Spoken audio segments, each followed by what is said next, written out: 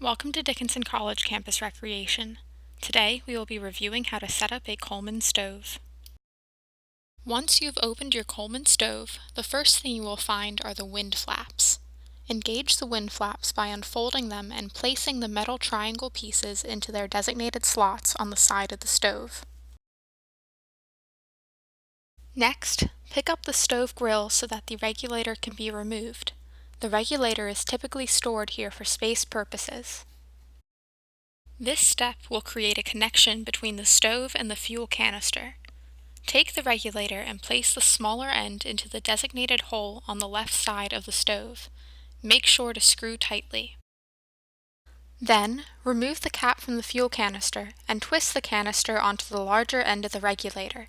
Once this is complete, the canister should be resting at a diagonal angle. You're nearly done.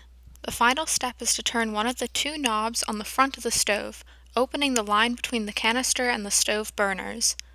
To turn off a burner, simply turn the knob to the right.